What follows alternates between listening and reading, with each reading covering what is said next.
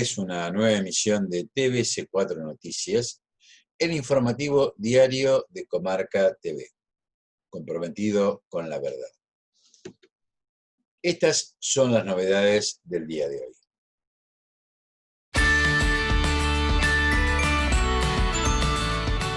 Marcharon contra el racismo en Washington. El Papa Francisco inauguró una universidad de escuelas. En el AMBA y otras zonas de transmisión comunitaria sigue el aislamiento hasta el 28 de junio. Reporte diario del Ministerio de Salud sobre la situación del COVID-19 en Argentina. Capturaron 3 buques extranjeros por pesca ilegal. Cronograma de pagos a jubilados y pensionados hasta 18.952 pesos. Sistema de fases diferenciado para municipios. Detalles de la nueva fase de la cuarentena quirúrgica en la ciudad. Los consejos del viejo profesor para un nuevo modelo de país.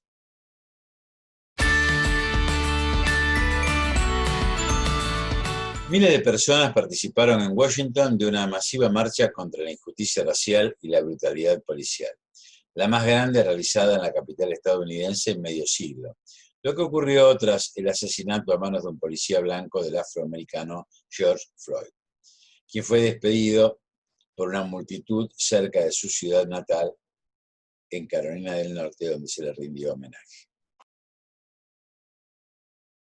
I've seen what's going on in this country, and though my family has been saddened by the news, this is just an allergic reaction to an ongoing issue in the United States. Just like the coronavirus, police brutality has yet to find a cure. Our children will not be the next hashtag. Our children will not be the next face that somebody changes on their social media profile. Enough is enough. If I have to demand legislation change, we will. If we have to meet with sheriffs, we will. If we have to meet with police chiefs, we will. If we have to yell it from the valleys, scream it from the mountaintops, march in the streets and protest, we will. Enough is enough. El Papa Francisco llamó a reunir el sueño de los niños y los jóvenes con la experiencia de los adultos y los viejos, e inauguró la denominada Universidad del Sentido de la Fundación Pontificia Escolas Ocurrentes. Y lo hizo durante una videoconferencia de la que también participó la primera dama argentina, Fabiola Yáñez, en ocasión del Día Mundial del Medio Ambiente.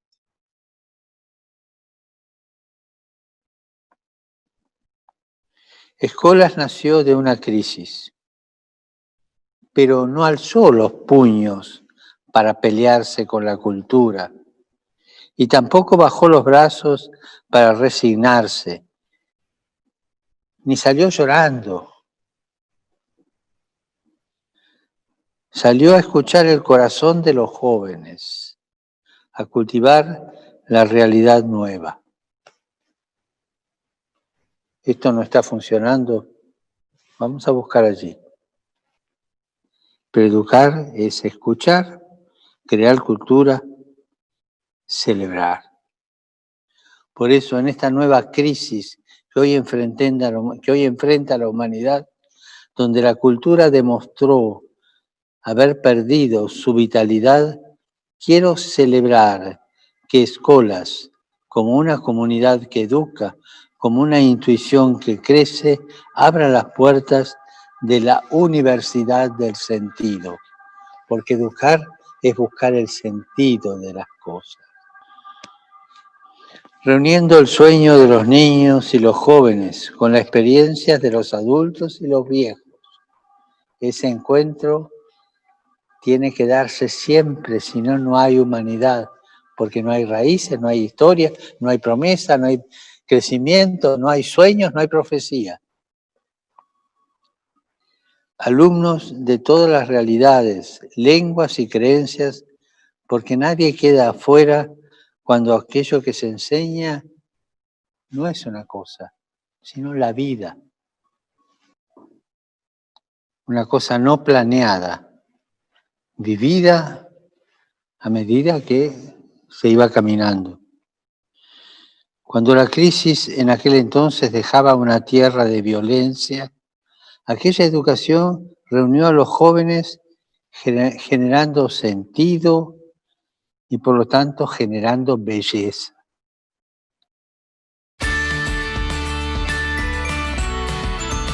El presidente Alberto Fernández anunció la extensión del aislamiento social obligatorio por 21 días más. Desde este lunes 8 de junio y hasta el 28 de junio, ahora concentrado, enfocado principalmente en la ciudad de Buenos Aires y el conurbano bonaerense, donde se concentra más del 90% de los casos de coronavirus. Hoy tenemos en cuarentena zonas que tienen circulación comunitaria, es decir, que el virus ya se ha instalado en esas ciudades, en esas regiones, y por lo tanto la posibilidad de contagio es muy alta. Esto es lo que pasa en el AMBA, en el Gran Resistencia, en Gran Córdoba, en algunas ciudades de Río Negro y en Trelew. El 90% de los casos que hoy estamos registrando están en el AMBA. En 18 provincias no hay circulación comunitaria del virus. Esto quiere decir que más del 85% del país ha logrado este resultado. Por lo tanto, lo que vamos a hacer ahora es hacer una diferenciación. Vamos a sostener el aislamiento social preventivo y obligatorio en todos los lugares donde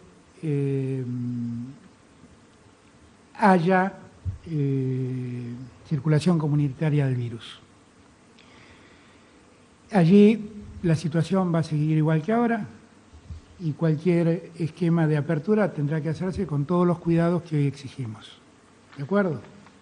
Ahora, el resto del país va a salir de ese aislamiento social y van a entrar en una etapa que llamamos distanciamiento social preventivo y obligatorio. ¿Qué diferencia hay entre unos y otros? El aislamiento social indica que cada persona debe quedarse en su domicilio, que solo se puede salir para hacer compras básicas, para realizar trabajos exceptuados, esenciales, que son estas las tareas especialmente autorizadas, o trabajos exceptuados, porque ya hay muchas empresas, comercios que están en actividad. Esto incluye al AMBA, a todo el Chaco, menos el departamento de San Fernando, al Gran Córdoba y a ciudades de Río Negro y Trelew, como dije antes. Nosotros vamos a seguir ayudando a sobrellevar este momento. Lo hemos hecho y lo seguimos haciendo. Ahora viene el segundo pago del IFE, que va a alcanzar a 9 millones de personas. Vamos a seguir colaborando con la asignación por el trabajo y la producción, donde el 99% de quienes lo reciben son pymes, y allí vamos a seguir ayudando al pago de salarios de los trabajadores del sector privado. Ya tenemos casi 500.000 de personas que se han anotado y que han recibido el préstamo a tasa cero de monotributistas y autónomos. La semana que viene, que esto era una demanda de los trabajadores de la salud y que estábamos demorados, vamos a pagar el bono, el primer bono que habíamos comprometido y que se dilató por cuestiones de ordenamiento nuestro y burocráticas. Todo esto que estamos hablando, sumado al apoyo que estamos dando en materia alimenticia y en subsidio para los sectores más necesitados, como la tarjeta del plan alimentar y la asignación universal, todo eso ha significado 2.6% del PBI argentino. Es para que todos también entendamos el esfuerzo que estamos haciendo como país para sostener la economía, para garantizar el empleo y para ayudar a los sectores más desprotegidos en la Argentina. Vamos a ampliar esto 21 días, o sea que vamos a volver a vernos el 28 de junio. Ahora, como es habitual, damos paso al reporte diario del Ministerio de Salud sobre la situación de COVID-19 en Argentina. 774 los casos confirmados de coronavirus en la jornada de ayer, el 46% con residencia en Ciudad Autónoma de Buenos Aires y el 48% con residencia en la provincia de Buenos Aires. Un 2% de los casos confirmados de ayer fueron en Chaco y un 1,3% en la provincia de Río Negro. 14 de las provincias no presentan casos confirmados en la fecha de ayer. La cantidad total de casos confirmados es de 22.794, con 13 casos en nuestras Islas Malvinas. 670 son las personas que han fallecido, una tasa de letalidad en el país en 2,9% de los casos confirmados y una tasa de mortalidad general de 14,6 millones por millón casos por millón de habitantes. El 57% de los casos se produce en varones, el 43% se produce en mujeres, con una edad mediana de 75 años y un rango de edad de los fallecidos de 14 hasta 105 años. Formosa y Catamarca continúan sin presentar casos, son 22 provincias las que han confirmado casos de coronavirus en el país, y en el caso de La Pampa solamente mantiene origen por casos importados por un viaje.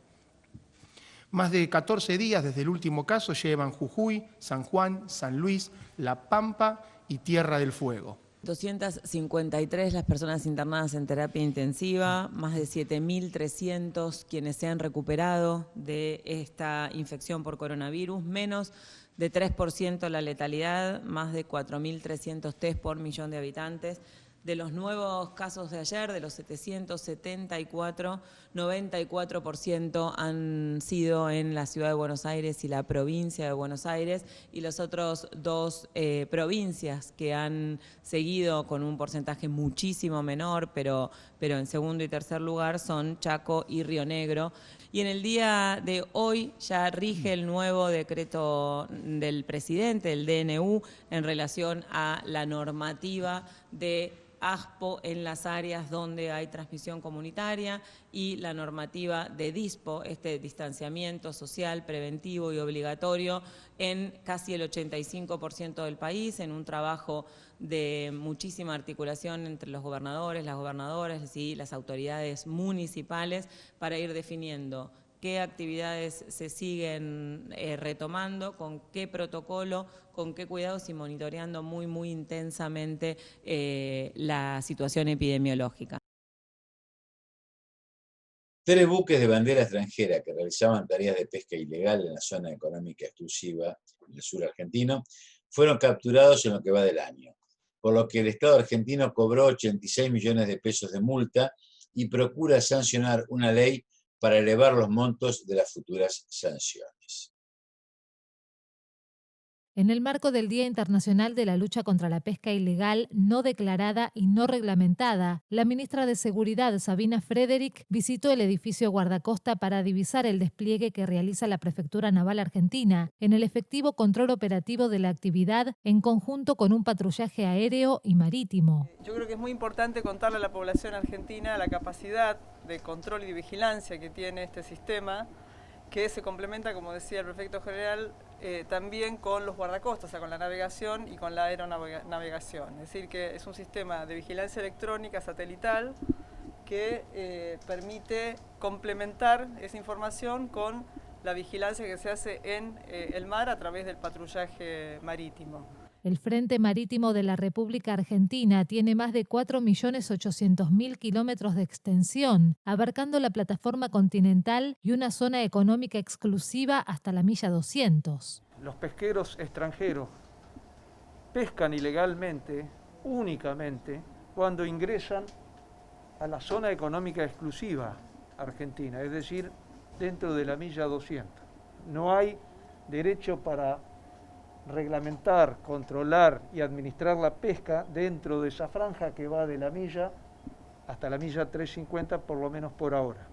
La tarea para poder tener el éxito de poder aplicarle una multa consiste realmente en poder detectarlo en tareas de pesca.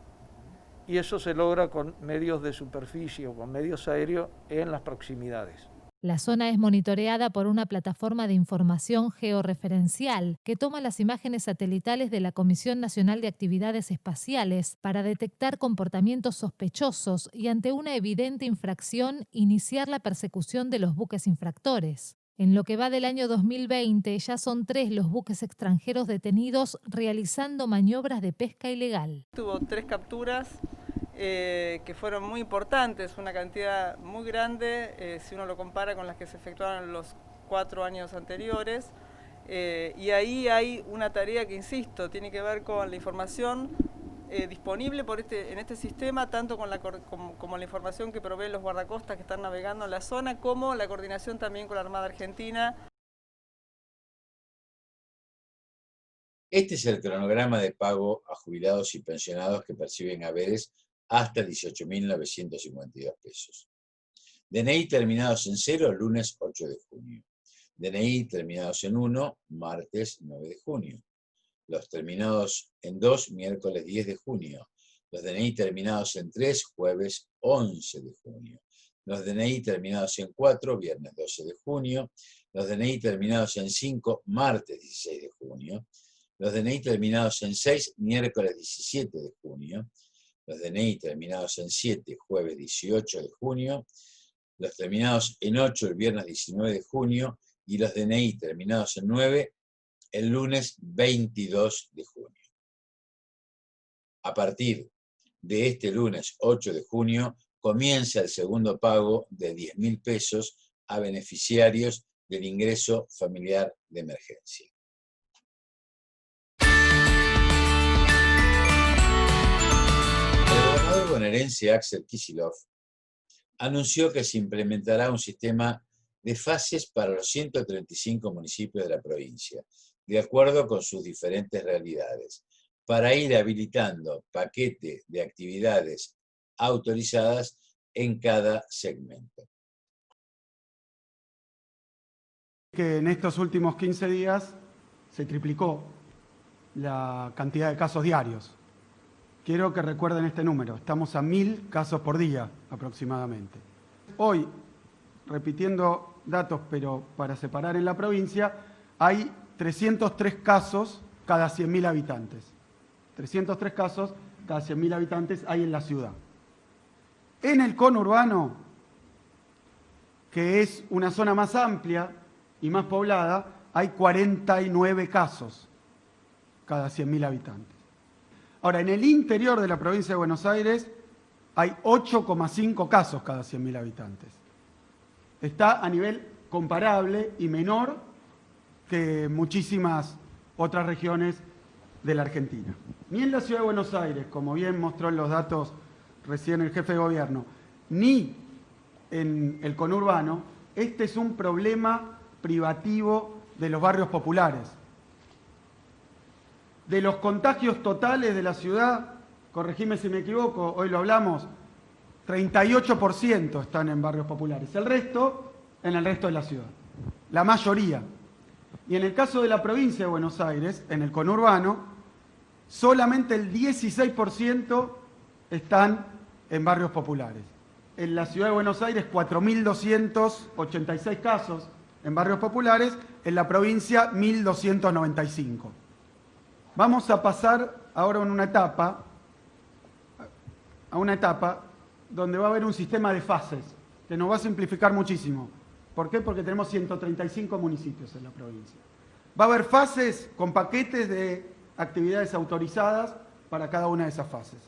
Esto va a simplificarle la vida a los intendentes, porque nos van a proponer, en base a la situación, un cambio de fase y va a incluir determinadas actividades, para no estar viendo en cada caso. Y a medida que mejora, en el último de los casos, lo llamamos fase 5, en el marco de la legislación nacional, en fase 5 está autorizado prácticamente todo. Pero para eso necesitamos 21 días sin que haya contagios. ¿Saben cuántos municipios de la provincia de Buenos Aires están en esa situación?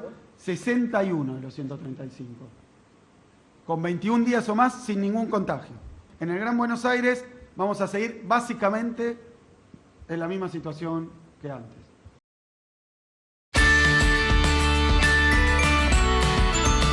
El gobierno porteño oficializó los detalles de la nueva fase de la cuarentena en la ciudad de Buenos Aires, a la que definió como quirúrgica o protocolizada.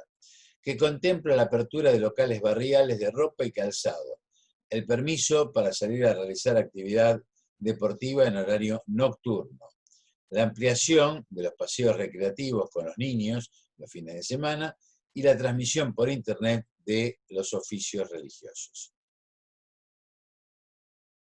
Lo que estamos planteando en esta etapa, algunos lo pueden llamar cuarentena quirúrgica, cuarentena específica, cuarentena protocolizada. O sea, la intención es ir a una etapa donde podamos contemplar el bienestar integral de las personas. Vamos a poder ampliar la actividad comercial, van a poder abrir los comercios de indumentaria, calzado, mercerías, todos los rubros de indumentaria en los barrios de la ciudad, que son la mayoría. Lo que sigue restringido son los lugares de alta concentración de gente, los grandes centros comerciales. En términos de cantidad son muchos chicos en la ciudad de Buenos Aires, pero no se generaron situaciones de aglomeración, de que estén juntos, que eso es lo que genera el riesgo de contagio. Por eso vamos a ampliar, van a poder salir el sábado y el domingo, ya no corre más el tema de los números de documento, y van a poder salir como siempre, ¿no? Con un adulto mayor, padre o madre, alrededor de sus casas, llamémoslo a dar una vuelta a manzana, a pasear, no más de 500 metros, pero lo pueden hacer ya desde este fin de semana. También vamos a sumar otro aspecto que hace al bienestar emocional de la gente y también a la salud, porque la actividad deportiva, la actividad física, previene enfermedades. Por eso vamos a hacerlo, como yo decía ayer, a contraturno, o sea, vamos a hacerlo a la noche, de 8 a 8, de 8 de la noche a 8 de la mañana, que es donde los comercios y las actividades esenciales que hoy están funcionando no funcionan. No hay rispideces, son realidades diferentes. La capital con la provincia, con el conurbano, por más que sea un continuo, tiene realidades diferentes. Vos pensás que además todas las medidas que tomamos, en realidad las propone la ciudad y las aprueba el gobierno nacional, con lo cual no puede haber rispidez. Vos usted una palabra que yo no usé antes, que por ahí es buena, que es oxigenación, es una buena manera de llamarlo también. Pero te repito, son decisiones conjuntas y además formalmente son conjuntas. Nosotros proponemos, el gobierno nacional aprueba.